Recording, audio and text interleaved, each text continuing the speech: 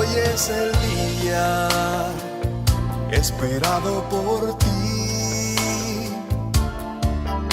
Su gloria ha enviado el Señor a este lugar. Bien, vamos a ir poniendo el tiempo en las manos del Señor, a pedirle a nuestro Señor Jesucristo en esta hora que pueda guiarnos, que pueda estar con nosotros al partir este pan, ¿verdad? Que Él nos permita poder transmitir esta enseñanza de la manera más sencilla, de verdad, de la manera más con llena de gracia, para que pueda ser por bendición para los que vamos a ir ahí uniéndonos en esta hora de aprendizaje. Bien, Padre, en el nombre de Jesús queremos pedirte por los méritos que hiciste en la cruz del Calvario, que puedas, Señor, poner ese querer como el hacer, Señor, que tú puedas poner en mi boca como en los oídos de los que están al otro lado de esta cámara, Señor, el anhelo de querer aprender y yo de poder exponer con tu gracia y con tu favor. Bendecimos a cada uno de nuestros hermanos en Cristo, a nuestros amigos, les bendecimos y anhelamos de todo corazón, Señor, que podamos ser bendecidos juntamente como la iglesia que somos, como los hermanos que somos en Cristo Jesús. Ahí estoy viendo a mi hermana Chayito, panameño. Bienvenida, Chayito, qué gusto nos da ya volverla a ver por aquí.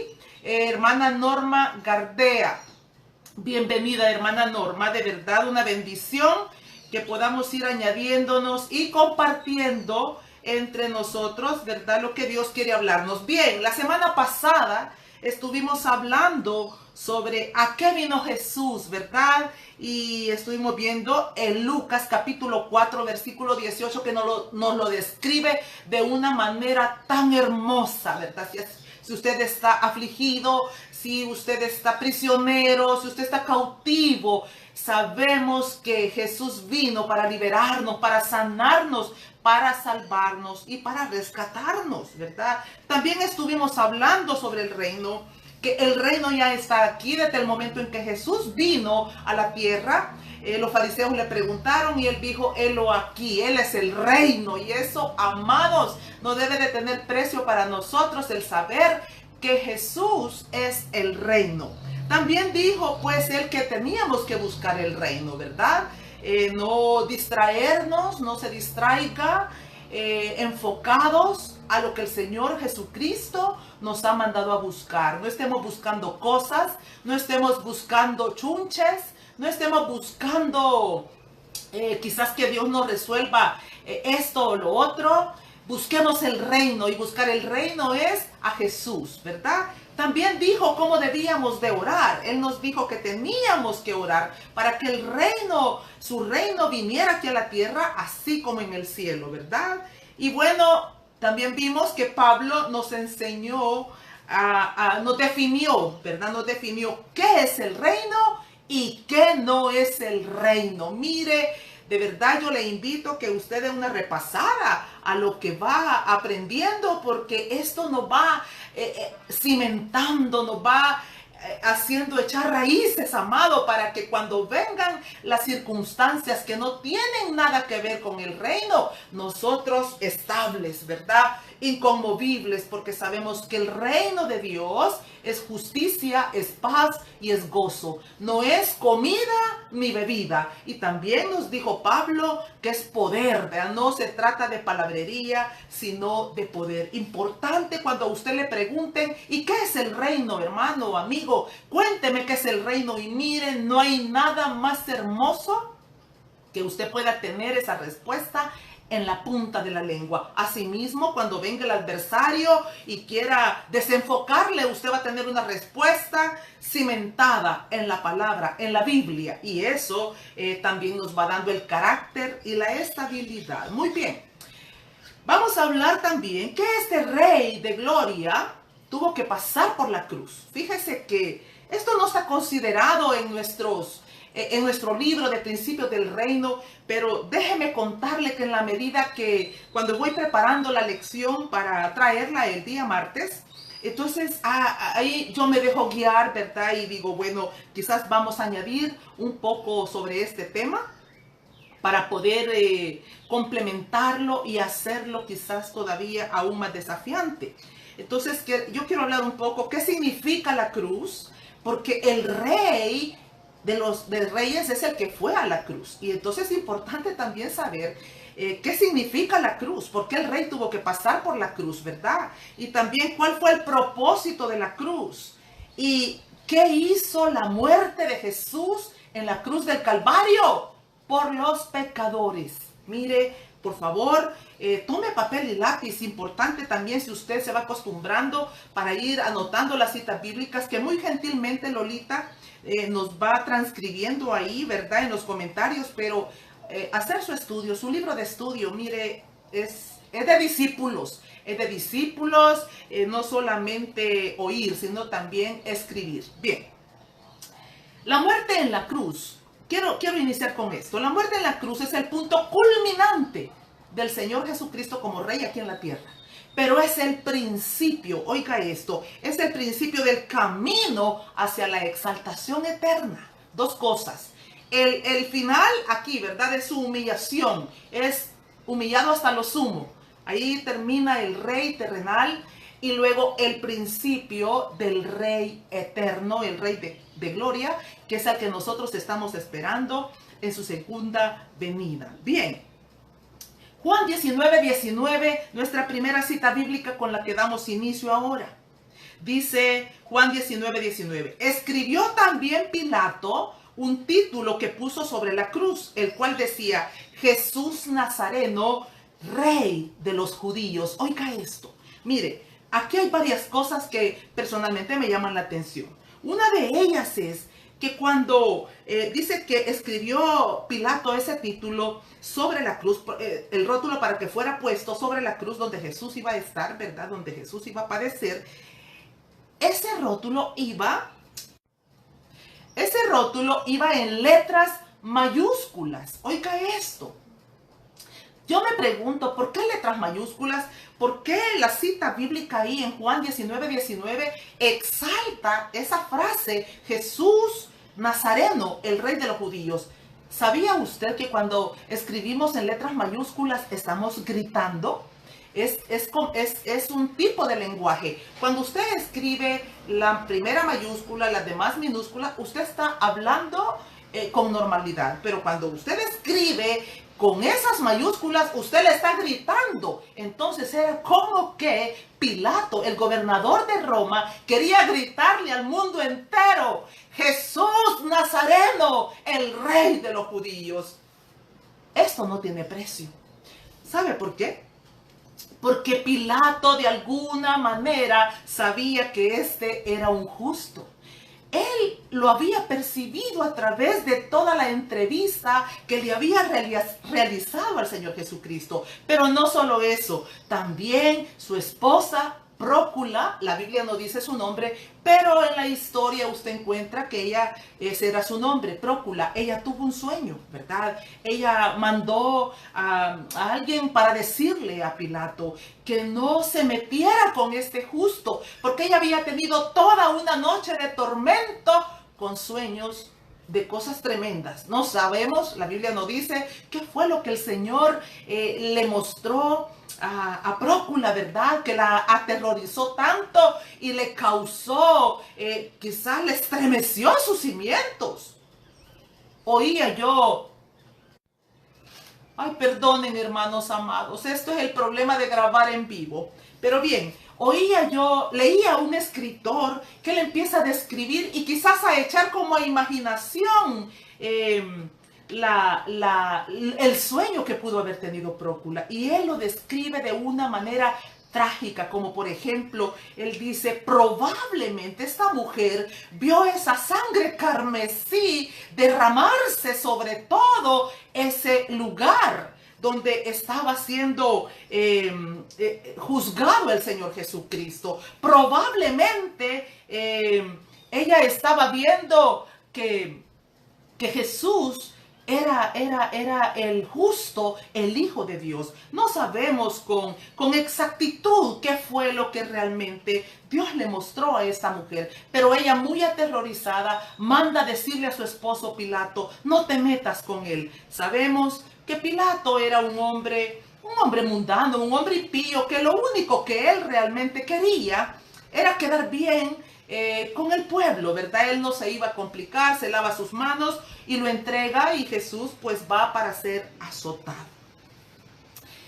También otra cosa que me llama mucho la atención es que fue escrito en 3 idiomas, ese rótulo que estaba sobre la cruz. 3 idiomas, mire los 3 idiomas, y usted lo puede ver ahí en Juan 19:20. Estaba escrito en hebreo, en griego y en latín, porque eran los 3 idiomas que hablaban los pueblos que estaban alrededor de Jerusalén. Eran los 3 idiomas más comunes y eran los en los que realmente estaban ellos como identificando. Así es que todo aquel que pasara frente a la cruz del Calvario iba a entender el mensaje que Pilato había mandado que se pusiera sobre esa cruz. Pero los judíos, aquellos que habían mandado para crucificar al Señor, se indignaron a causa de esto. Eso fue para ellos un golpe, porque no concebían cómo ese rótulo había sido plasmado en ese lugar. Fíjese que ahí en el versículo 21, siempre estoy en Juan 19, dice que le dijeron los principales sacerdotes: no escribas rey de los judíos, sino que él dijo: soy rey de los judíos. Oiga, estos fariseos querían que quedara dicho ahí: este dijo. Y eso me hacía recordar a mí que muchas veces nosotros con nuestras actitudes hemos menospreciado, ¿verdad?, a muchas personas, o quizás nosotros mismos hemos sido menospreciados, como cuando nos dicen: y este dice que es hijo de Dios. Entonces creo yo que era ese cuestionamiento, porque ellos querían que quedara grabado para la perpetuidad de que él decía, pero que no era. Pero Pilato sabía que era, y él dijo: él es. Entonces Pilato le responde y le dice: lo que he escrito, he escrito. Quiere decir, esto ya no se puede borrar. Bien. Asimismo, hoy en día, este título ya no está solamente en 3 idiomas. Ahora está en todos los idiomas del mundo. Y quizá la palabra cruz difiere en los diferentes idiomas del mundo. Pero el símbolo, la cruz en sí misma, amados hermanos, es el símbolo a nivel universal. Cualquiera que ve una cruz hoy en día sabe que se habla de Jesús, el rey de los judíos. Bien, también quiero hablar un poco, ¿verdad?, sobre esa obra magistral. ¿Qué es esto de magistral? Esa obra perfecta que Jesús llevó a cabo en ese momento. Y empecemos por ¿cuál es el significado de la cruz? Bueno, el símbolo de cruz es el símbolo de vergüenza, sufrimiento y muerte. Oiga esto, la cruz tipificaba eso. Era vergonzoso, era sufrimiento y era muerte, ¿verdad? Y una muerte física. ¿Quiénes inventaron la cruz? Importante también ir a los principios. ¿De dónde salió esta práctica de crucificar a los seres humanos? Mire, los bárbaros, que era una nación perversa, una de las naciones más terroríficas que ha vivido sobre la tierra, fueron ellos. Mire, el placer de ellos era crucificar a sus enemigos en una cruz para que tuvieran una muerte lenta y dolorosa, ¿verdad? Porque la muerte en la cruz es una de las más prolongadas, una de las muertes más lentas que puede sufrir el ser humano. Y luego de ellos los griegos también adoptaron esta muerte en la cruz. Y no solo los griegos, también los romanos. Pero aún los romanos tenían ellos como, no era una práctica muy común dentro de los romanos. Solamente cuando había habido una traición imperdonable por alguno de sus miembros de los ejércitos, entonces le crucificaban. Pero de lo contrario, ellos siempre buscaban otro tipo de muertes, menos la cruz. ¿Y qué tal los judíos? Bueno, los judíos de igual manera aborrecían este castigo porque Dios mismo había dicho que maldito aquel que muriera en un madero.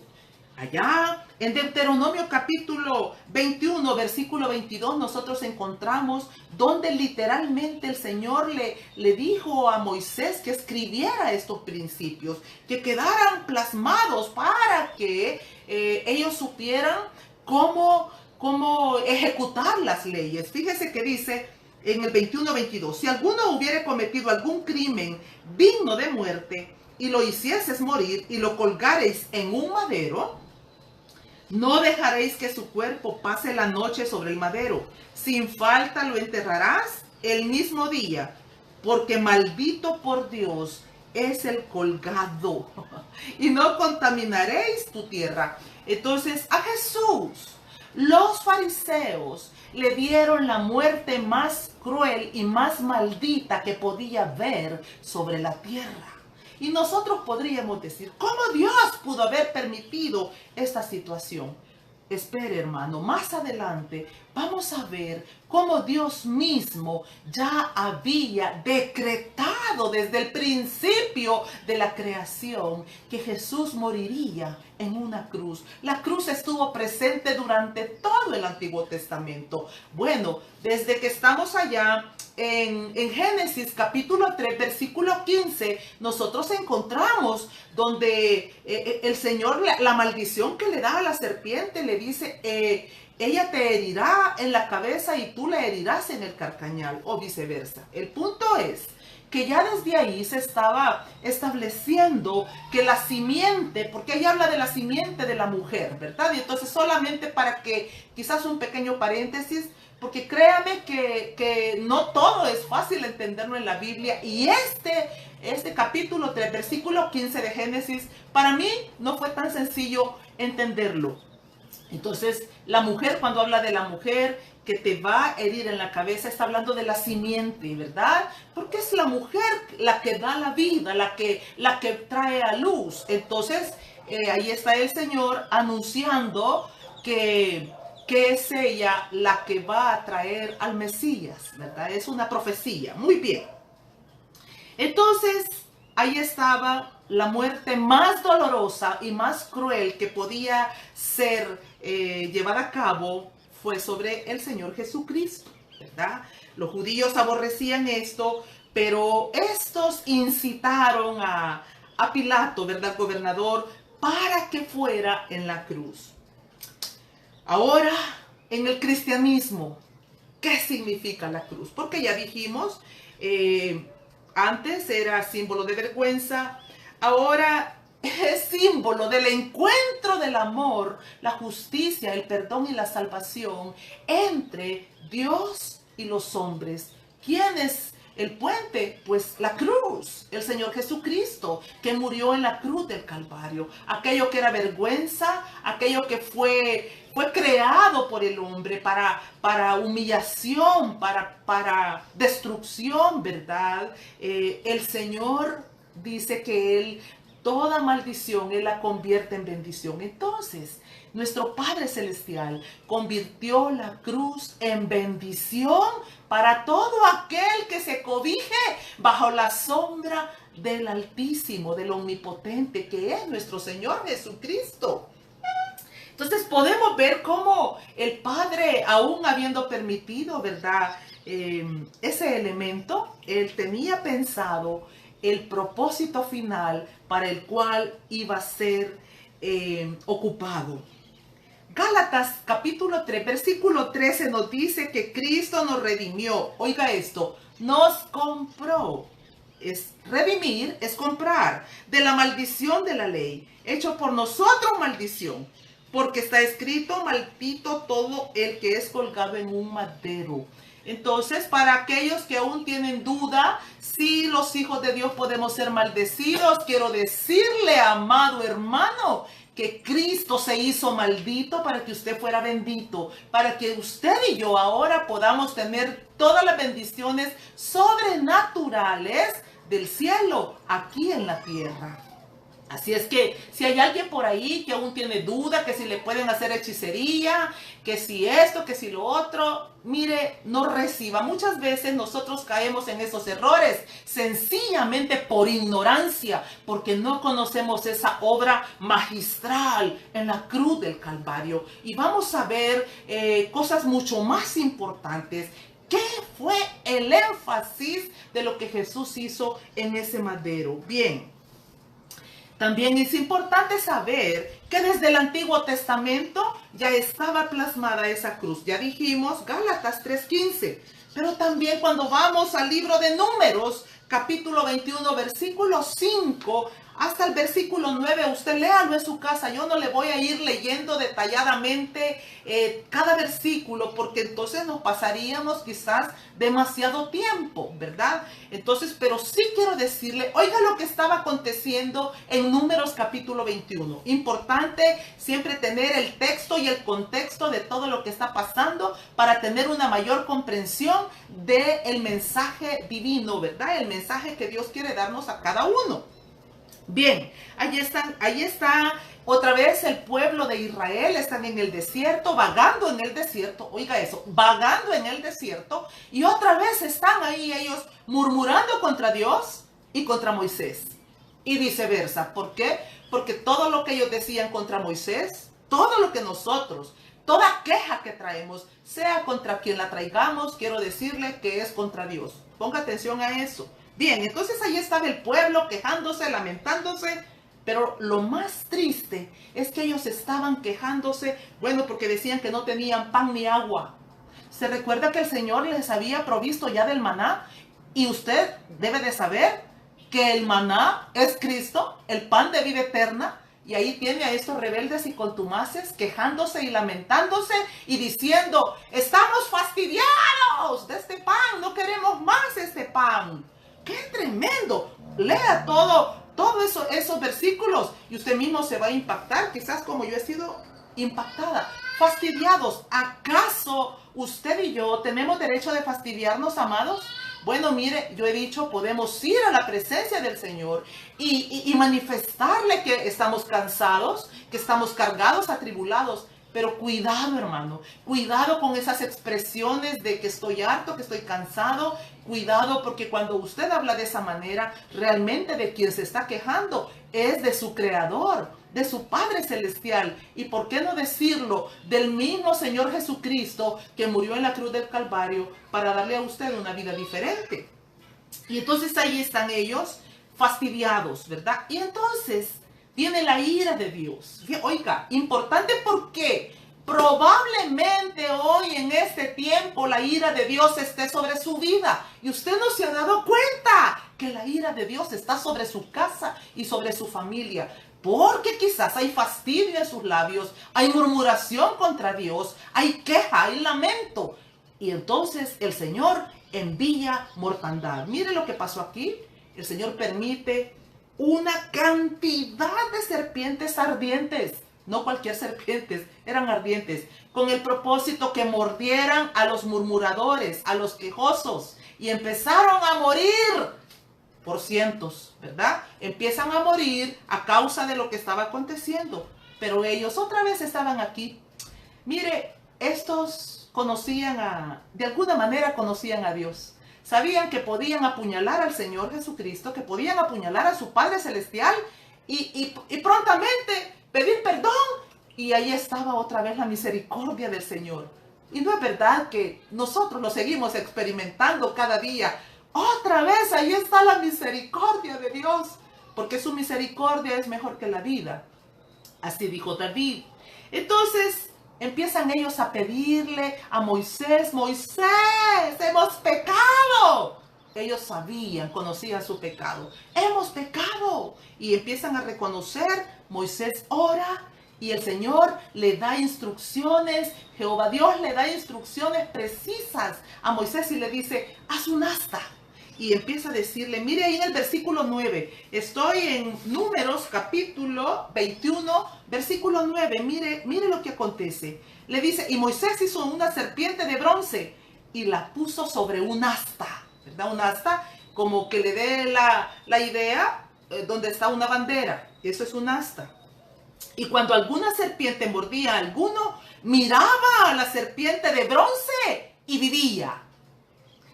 Bronce, ¿por qué de bronce? ¿Por qué no de oro? ¿Por qué no de plata? Bronce, el bronce es símbolo de juicio. Los juicios de Dios se tipifican a través del bronce. Así es que haz levanta un asta y pon ahí una serpiente. Y todo el que miraba a la serpiente de bronce vivía.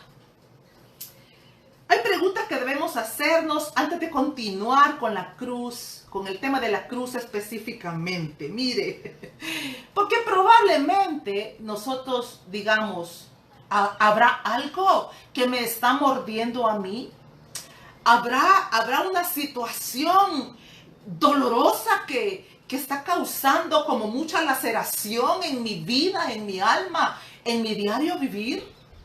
Y no me he dado cuenta que es el mismo Dios del Antiguo Testamento que ha vuelto a enviar las serpientes para que me muerdan.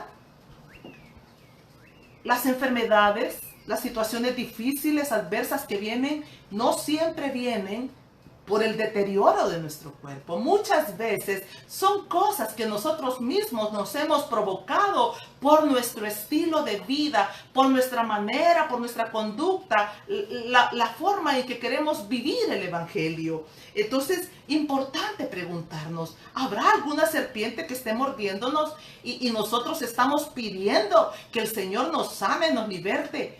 Pero quizá no hemos reconocido verdaderamente que hemos pecado delante de Dios y quizás de otras personas.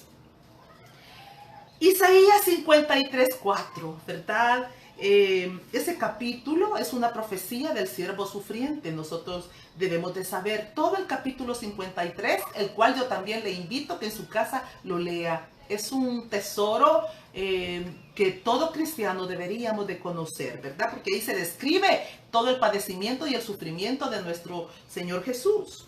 Dice el versículo 4, yo quiero leerle 2 versículos. Mire, dice, ciertamente llevó Él nuestras enfermedades y sufrió nuestros dolores. Y nosotros le tuvimos por azotado, por herido de Dios y abatido. Mas Él herido fue por nuestras rebeliones, molido por nuestros pecados. El castigo de nuestra paz fue sobre Él, y por su llaga fuimos curados. Le cuento algo. Casi siempre estoy oyendo que ministramos o las personas tendemos a ministrar y a decir cuando las personas están enfermas, por la llaga de Jesús ha sido curado. Pero casi nunca he escuchado ministrar a otro y decirle, por la llaga de Jesús eres sanado de la maldad de tu corazón. Porque si usted lee juntamente conmigo estos versículos, ahí se habla de que Jesús, por la llaga de Jesús íbamos a ser curados de enfermedades, de dolores, de pecados, pero también de rebeliones, amados. Mire, muchas veces por causa de la rebelión el Señor ha permitido que las serpientes entren para mordernos donde más nos duele. Y de pronto, sin darnos cuenta, estamos muertos espiritualmente. El día de ayer, los días lunes, aquí en San Salvador, el Señor nos ha permitido tener un estudio todos los lunes a las 6 de la tarde. Estamos en un lugar específicamente. Y mire, antes de empezar la enseñanza, el Señor me daba una palabra y yo sabía que era para 2 personas específicamente, ¿verdad? Que estaban ahí dentro de los estudiantes. Y me decía el Señor, diles que luchen antes de que sea demasiado tarde, en cuanto hemos oído decir, oiga eso, que hemos perdido el primer amor. Le cuento y le advierto, el primer amor no se pierde de la noche a la mañana. Entonces, el día de ayer el Señor me decía, me instaba a decirle a esas personas que estaban ahí, está atento, abre tus ojos, te estás deslizando, estás perdiendo el primer amor y mañana puede ser demasiado tarde. Cuando nosotros hemos dejado que las serpientes entren dentro de nuestro corazón y están mordiéndonos Probablemente nos estén matando poco a poco y no nos hemos dado cuenta, y un día sencillamente ya no le encontramos ningún sentido al cristianismo. Ir a la iglesia, qué aburrido, esto ya no. Ay, estar leyendo la Biblia, ay, qué sueño, qué aburrido. Probablemente las serpientes han entrado y no te has dado cuenta que estás muriendo lentamente. Bien. Dolores, enfermedades, rebeliones y pecados. Nosotros no podemos orar que por la llaga de Cristo solo nuestras enfermedades físicas. Hay enfermedades del alma que son las que realmente nos han causado esas heridas tan profundas en nuestro cuerpo. Importante, amados, abramos nuestros ojos espirituales, nuestros oídos espirituales. Leamos la Biblia. La Biblia es nuestro manual de cada día, donde debemos ir y debemos de meditar y buscar, porque escrito está todo aquello que el Señor quiere en lo que nosotros andemos, para que suframos menos, para que mire, podamos realmente vivir cada día en la paz de Cristo, ¿verdad? No con tanto tormento, no con tanta angustia. Entonces, Jesús quiere sanar nuestros cuerpos como nuestros corazones. No lo olvide. Si usted está atravesando una situación crítica en su casa, vaya y dígale: escudriñame, Señor. ¿Seré que me he constituido en una mujer, en un hombre quejoso, malediciente, fastidiado, amargado? Y entonces ahí ha entrado toda circunstancia oscura para atormentarte en tu casa, a ti y a tu familia. Bien. Hebreos capítulo 12, versículo 2, un versículo que también yo te recomiendo, te aconsejo, ¿verdad? Que deberíamos de memorizarlo, tenerlos ahí en nuestros espejos, cerca de nuestros lugares, de nuestros aposentos secretos, porque todos debemos de tener un lugar donde tenemos ese encuentro continuamente con nuestro Señor. Así como Daniel tenía un lugar, como no sé, pues el Señor Jesucristo, que se iba a los lugares solitarios, los discípulos igualmente, un lugar donde nos encontramos con Él. Y dice Hebreos 12:2 que nuestros ojos tienen que estar puestos en Jesús, puestos los ojos en Jesús, el autor y consumador de la fe. Lo mismo que el Antiguo Testamento, así como el Padre le dice a Moisés: diles que vean a la cruz, que vean a la serpiente, y van a vivir. Nosotros, los que hemos determinado mirar al Señor Jesucristo, viviremos, y no solamente en esta tierra, en una vida en abundancia, en una vida de paz, porque aunque no tengamos quizás la abundancia como quisiéramos, pero si tenemos paz, tendremos gozo, tendremos contentamiento y gratitud. Entonces, yo te invito a que, si has bajado tus ojos y has estado quejándote y languideciendo ahí en tu corazón, alza tus ojos y mira, porque ahí está el Cordero de Dios que murió en la cruz del Calvario. Colosenses capítulo 2, versículo 13, 14 y 15. Comentarle que hay tres cosas, hay muchísimas más, pero yo quiero mencionar tres cosas particularmente de las que nos habla estos versículos. Tres cosas que nos dice puntualmente lo que Jesús hizo en la cruz del Calvario. Número 1, todos los pecados fueron perdonados. Número 2, anuló el acta de los decretos. Y número 3, le quitó el poder al diablo. Vamos a desmembrarlo un poquitito. Número 1.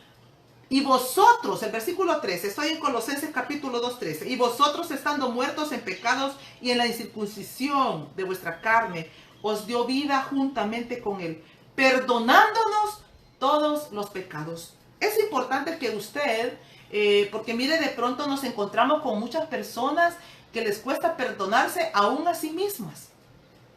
Pero yo quiero recordarle hoy, Colosenses 2:13, donde la Biblia dice que Jesús nos perdonó todos nuestros pecados. Claro, versículos como estos muchas veces los hemos tomado como a nuestra propia conveniencia y decimos los pecados pasados, presentes y futuros. Es decir, si yo era una ramera y sigo siendo una ramera y voy a continuar siendo una ramera, está perdonado. No es de esa manera. Eso es un error. Eso es una blasfemia, diría yo, ¿verdad? Es una herejía. Cuando Jesús está hablando de todos los, cuando la palabra está hablando de que nos fueron perdonados todos nuestros pecados, sí, siempre y cuando haya arrepentimiento en nuestros corazones, siempre y cuando vengamos y nos humillemos y reconozcamos que hemos pecado delante de Dios. No puede haber perdón sin arrepentimiento de pecados. Número 2, anuló el acta de los decretos que era contraria a nosotros. Así dice el versículo 14. Y aquí preste atención, por favor. Anuló el acta de los decretos. Anular es dejar ya sin función. Borró, ¿verdad? Él destruyó. Anulando el acta de los decretos que había contra nosotros, que nos era contraria, quitándola de en medio y clavándola en la cruz. Dos cosas, amado hermano. ¿Cuál era el acta de los decretos? Bueno, dicen los eruditos de la Biblia que se refiere a la ley, ¿verdad? La ley era contraria a nosotros. Los gentiles no podíamos tener acceso a la gracia de Dios si no hubiera sido por Jesús en la muerte en la cruz del Calvario. Entonces, cuando Jesús muere, Él anula esa acta de los decretos que era contraria a todos aquellos que no éramos pueblo, que no éramos amados. Pero número 2, también, oiga, el acta de los decretos que había contraria a nosotros, también podemos mirarlo de la manera, era todo aquello que estaba escrito que nos condenaba delante de la presencia del Señor Jesucristo. Cuando descubrí este versículo, personalmente quiero decirle que fue como si el Señor hubiera venido para decirme qué era todo lo que había contra ti. Y le cuento, tengo la costumbre de llevar algunas crónicas, algunas cosas que me han marcado, que me han sellado de parte del Señor. Las escribo, tengo mis cuadernos por ahí, donde cuando quizá necesito reforzar mi fe, voy y regreso para ver todas esas promesas y todas esas declaraciones que el Señor me puede haber hecho en algún momento específico. Y entonces un día orando, el Señor empieza a dictarme prácticamente cosas que habían en contra de mí. ¿Sabe? Mire, me da vergüenza quizás decirlo públicamente, pero una de las cosas más duras, más dolorosas que yo practiqué fue el aborto. Por supuesto, ¿verdad? En la ignorancia y en la maldad del corazón, muchas veces no tenemos esa conciencia plena que se nos vierte sobre nuestra alma, ¿verdad? Ese espíritu que estaba muerto ahora es vivificado por el Señor Jesucristo. Entonces había un acta en contra mía donde no había esperanza. Y yo casi que podía leer que esa acta que estaba allá en los infiernos podía describir el fin que me esperaba. Un fin catastrófico, divorciada, probablemente una mujer con 10 maridos, qué sé yo, alcohólica, perdida pues, en una mente depravada, con una pérdida del sano juicio. Entonces, yo no sé cuál era su acta de los decretos. Yo sí sé cuál era la mía. Yo sí sé qué era lo que estaba en contra mía y qué era el fin que me esperaba. Pero cuando descubro que literalmente el Señor Jesucristo la había sacado de los infiernos y la había clavado en la cruz para declararme justa, ahora a través de su muerte en la cruz del Calvario, a través de la muerte y resurrección de vida eterna. Entonces, cuando yo entiendo que Jesús dijo allá en la cruz, consumado es, Él estaba diciendo, ya fue hecho todo lo que se tenía que haber hecho. Ahora todo el que me mire, todo el que se acoja bajo la gracia, bajo la misericordia y el perdón, entonces aquí estará, ¿verdad? El acta de los decretos fue clavada el día que Él murió en la cruz del Calvario. Y la tercera, no menos importante, pero también es impresionante, en el versículo 15, Colosenses 2:15, cuando dice, y despojando a los principados y a las potestades, los exhibió públicamente, triunfando sobre ellos en la cruz. Amado hermano, amiga mía, que usted está ahí escuchando esta enseñanza, ¿tiene la idea de lo que está diciendo este versículo? En la cruz del Calvario, el Señor avergonzó a Satanás y a todos sus secuaces. Ese día públicamente los exhibió y triunfó sobre ellos.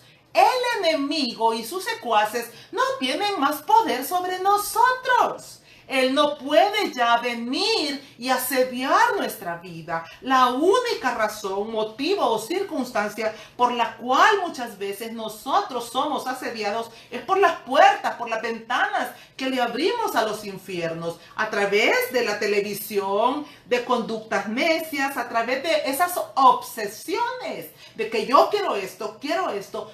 Cuidado, hermano, porque el enemigo en el cielo también quería poder, quería figurar, quería ser el Señor, él quería tener todas aquellas cosas que nos pueden llevar a corrompernos. Pero en la cruz del Calvario fue exhibido públicamente. El Señor lo despojó. ¿Sabe lo que significa despojar? Quitar con violencia. Jesús no fue y dijo, con permiso, te voy a quitar el poder. No, lo despojó con violencia en la cruz. Cuando Jesús muere en esa cruz, Él queda sin poder. Nosotros ahora, los que estamos cobijados bajo la sombra del Señor Jesucristo, no tenemos ya nada que temer ni de qué agobiarnos. Él ha hecho una obra perfecta en esa cruz. Yo lo lamento por aquellos que están a veces preocupados, ¿verdad? Por si la hechicería, como repito, que si te van a hacer mal ojo, que no sé qué, todas esas cosas que son reales, sí son reales, pero eso está bien para los del mundo, para los que no tienen Dios, para los que no conocen la palabra, para los que no aman al Señor Jesucristo, para los que no guardan sus mandamientos, porque cuando tú abres puertas, cuando tú abres ventanas para el mundo de la oscuridad, entonces sí, ten la seguridad de que vas a ser asediado. Te cuento un pequeño ejemplo que yo viví hace ya muchos años. Estaba curiosamente, porque fue por curiosidad y Dios lo sabía y creo que por eso me dio una lección. Empecé a ver una predicación de una persona X que se mueve mucho en este medio de liberación, y gloria a Dios por los que han sido llamados a liberación, ¿verdad? Porque al final pues el Señor Jesucristo dice de que esas señales nos van a seguir, pero hay algo más grande y más sublime que yo te quiero explicar aquí. Entonces ahí está viendo el programa la hermana Elsa. Y al final la persona que está ministrando empieza a declarar, espíritu tal, te vas fuera, y empieza a ministrar. Sí, era una liberación efectiva, sí quiero decirle, pero yo estaba viéndolo con curiosidad. Yo no lo estaba viendo para aprender, estaba viéndolo como por curiosidad. Y en el instante, amigo, quiero decirte, empecé a sentirme como perturbada, como mareada. Apagué eso en el instante y el Señor me dijo, ¿qué necesidad hay de que andes abriendo puertas a lo que ya mi hijo clavó en la cruz del Calvario, despojó en la cruz del Calvario? Y mire, la enseñanza no se quedó hasta ahí, porque el Señor me dijo, mejor preocúpate por cuidar la armadura, mi armadura, la armadura que yo le he entregado a cada uno de mis hijos. Vaya qué lección. Entonces nosotros podemos irnos por dos corrientes, y lo digo con respeto para todos aquellos que tienen su manera de hacer las cosas. Pero tú te puedes ir por ahí buscando aún debajo de las piedras a los demonios. O quizás mejor alzamos los ojos y empezamos a ver al que murió en esa cruz, despojó a los principados, trajo el acta de los decretos y perdonó todos nuestros pecados. La decisión es nuestra. Nosotros somos libres de querer aprender y de querer hacer como bien nos parezca, ¿verdad? La Biblia me enseña estas 3 piedras preciosas que he aprendido a atesorar y a dejar que se vayan en lo profundo de mi corazón para que cuando venga alguna situación adversa, yo sencillamente pueda recordar todos los pecados han sido perdonados en la cruz del Calvario. Esta era el acta, el destino que me esperaba, mas ahora mi Señor me ha dado plena libertad, me compró en esa cruz, soy propiedad de Él, no tengo nada que temer. Si viene esas voces que vienen para angustiarnos, recordar, oiga esto, que Él es el rey y que usted es un súbdito y que si los reyes siendo malos, si los hombres siendo malos, no nos darán piedras como dicen que nuestros padres, ¿cuánto más este Rey de Gloria? ¿Sabe que cuando Él le compró a usted, cuando le redimió, cuando le trajo para ser parte de su reino, no lo trajo para morir de hambre, ni lo compró para dejarlo tirado a media calle? Lo compró para dignificarlo, para honrarlo, para exaltarlo. Oiga esto, para glorificarse Él a través de su vida, para darle un lugar de honor, no solamente en los lugares celestiales, también aquí en la tierra, un lugar digno de ser abrazado, de ser amado, de ser cuidado. Entonces yo le aconsejo, en lugar de buscar dónde están los demonios, extendamos nuestra mirada a esa cruz donde estaba la serpiente de bronce, donde fue vencido el enemigo, donde fue despojado, y entonces viviremos esa vida de paz. El punto es que mi trabajo, repito, es estar vestida con la armadura de Dios, como nos lo enseña el apóstol Pablo en el capítulo 6 del versículo 10 en adelante. Encontramos ahí un tesoro divino. Tengo 10 minutitos.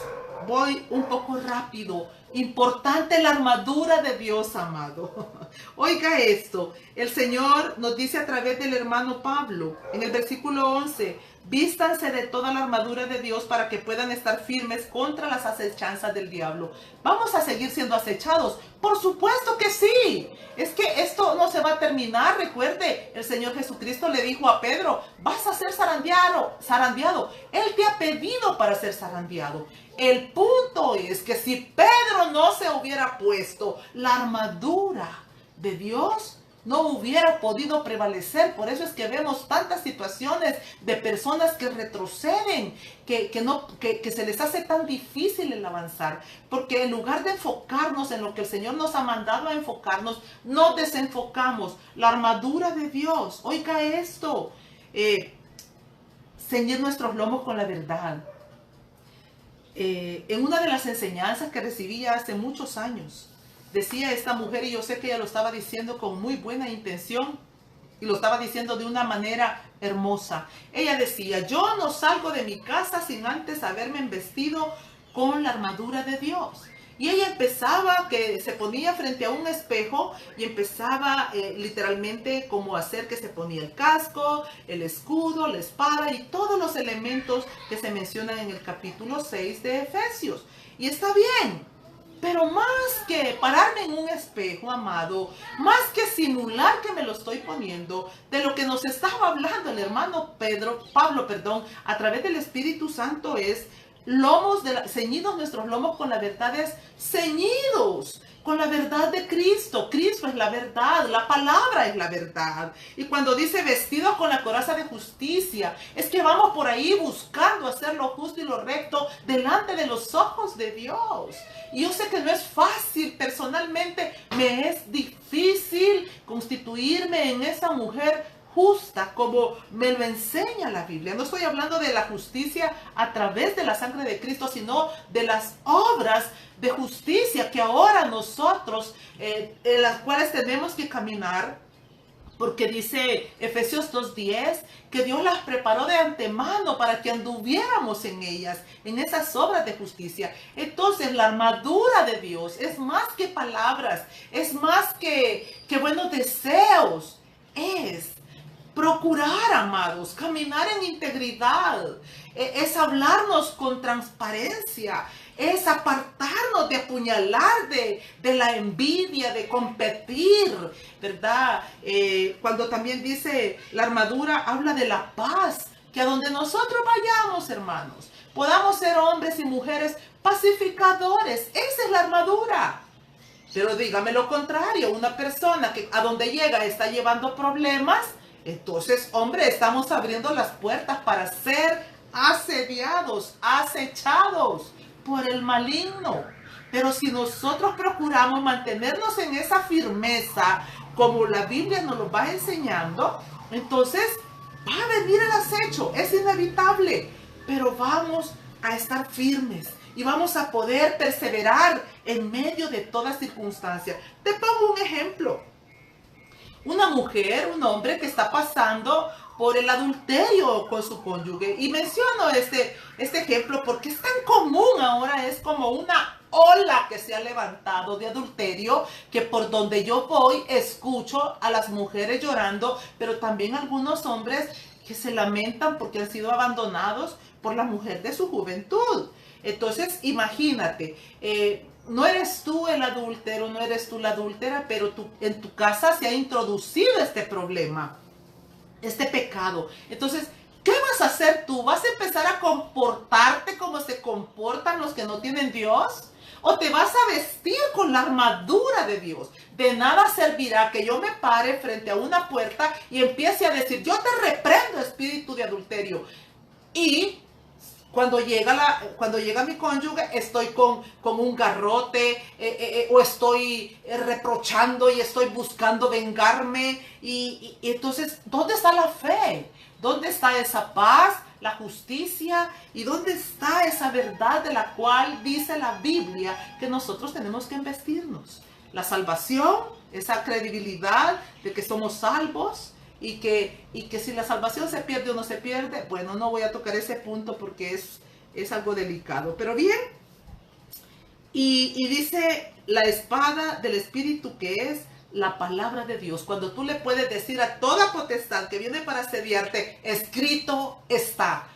Lea la Biblia, amado. Lea la Biblia y procure memorizarla. Y le cuento un secreto, que muchas veces, aunque no la memorizamos, es impresionante cómo el Espíritu Santo nos la trae a memoria y la boca se convierte como en una máquina declarando lo que el Espíritu nos trae que hablemos en ese momento. Y por último dice ahí en Efesios 6, versículo 18, orando en todo tiempo y velando en ello con toda perseverancia. Esa es la armadura. Yo te invito, en esta tarde te invito de todo corazón a que más que quizás buscar dónde está el mal, nos enfoquemos en esa obra magistral que el Rey de Reyes y Señor de Señores hizo a la perfección. Murió en esa cruz y Él dijo, consumado es. Ya no hay nada que hacer, ya hice todo. Eso era el mensaje que nos estaba lanzando el Señor Jesucristo. Y cuando resucitó, descendió a los infiernos y Él trajo esa acta contraria, la que ahora nos da la libertad para amarlo, para adorarlo y para servirle de todo corazón. Quiero terminar con esto. Dice Hebreos 12:2, lo leo nuevamente. Puestos los ojos en Jesús, el autor y consumador de la fe, ¿verdad? Pero oiga esto, mire qué más dice. El cual, por el gozo puesto delante de él, sufrió la cruz, menospreciando el oprobio, y se sentó a la diestra del trono de Dios. Quiero hablarle, para terminar, de esta última parte. El cual, por el gozo puesto delante de él, sufrió la cruz. El gozo puesto delante de Jesús fue el ver las almas redimidas. El gozo puesto delante de Jesús fue verlo a usted y verme a mí, que nos aferrábamos a esa cruz como el todo del todo de nuestra esperanza, que ahora corremos a Él porque hemos sido justificados. A Él correrá el justo y levantado será. Ahí a esa cruz que ahora es el símbolo del amor, del perdón, de la misericordia, de la justicia y de la reconciliación entre nuestra Padre y nosotros. Ese fue el gozo puesto. Eso fue por lo cual el Señor Jesucristo dijo: yo iré a la cruz, porque por la fe estoy viendo a todos esos redimidos, los estoy viendo sentados a la diestra del Padre, los estoy viendo ahí juntamente conmigo, esos santos que vamos a venir en su segunda venida, montados en caballo blanco, como dice Apocalipsis.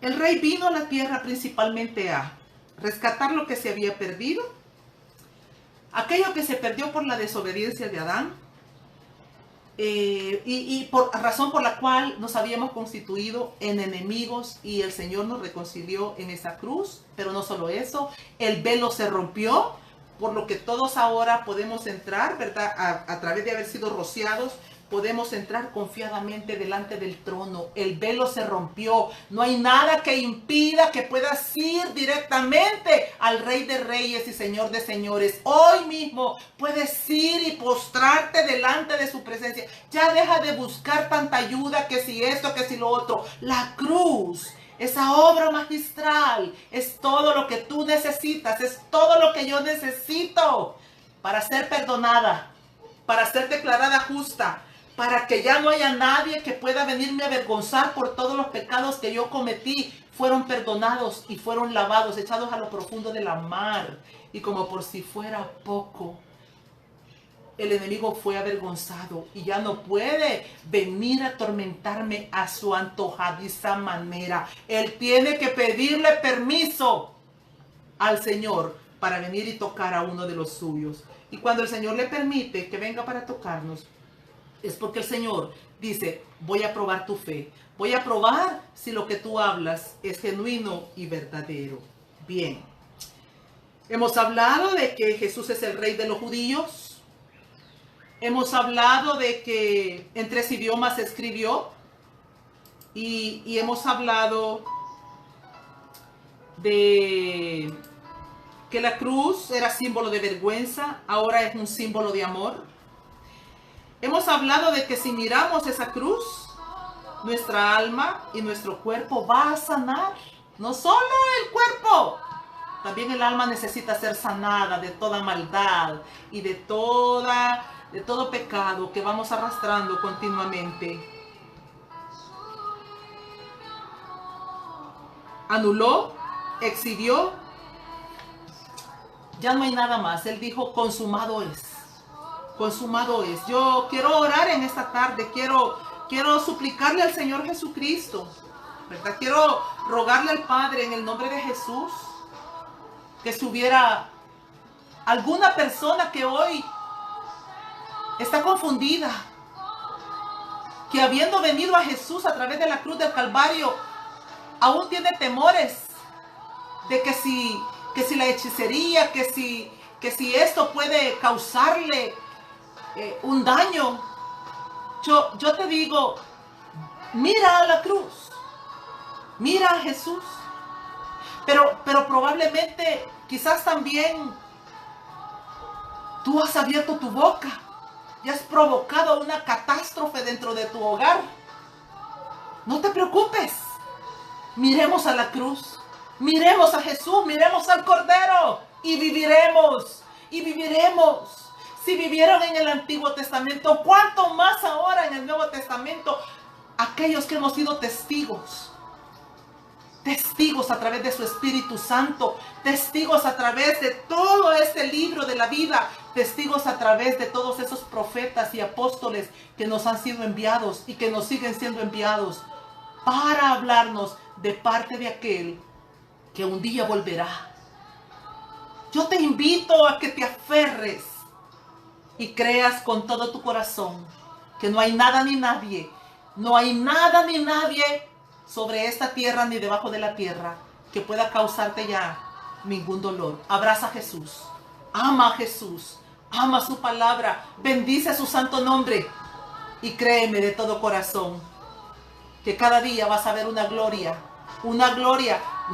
postrera, porque va a ser mayor que la primera, porque en la medida que vas amando a Jesús, la gloria que va a venir sobre tu vida y sobre tu casa será más brillante y más permanente. Que Dios te bendiga. Nos vemos, si Dios así lo permite, la próxima semana. La próxima semana vamos a estar hablando sobre las leyes y el pueblo en el Nuevo Testamento. Y antes de que usted me diga, ya no hay ley, sí, pero los mandamientos de Jesús siguen latentes ahí a través del Nuevo Testamento. De eso estaremos hablando la próxima semana. Que Dios le bendiga. Un abrazo.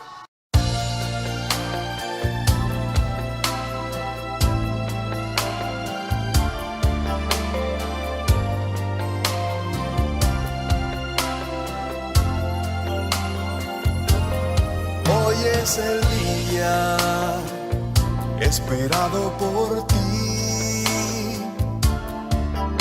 Su gloria ha enviado el Señor a este lugar. Al cielo ha llegado tu clamor. El Espíritu de Dios está aquí. Llegó el tiempo de tu bendición.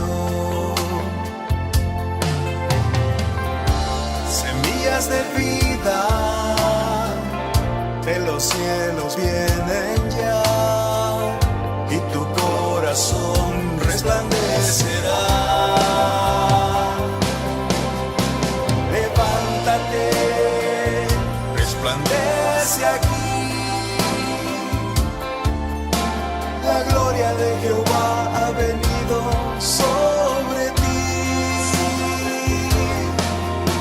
Levántate, resplandece.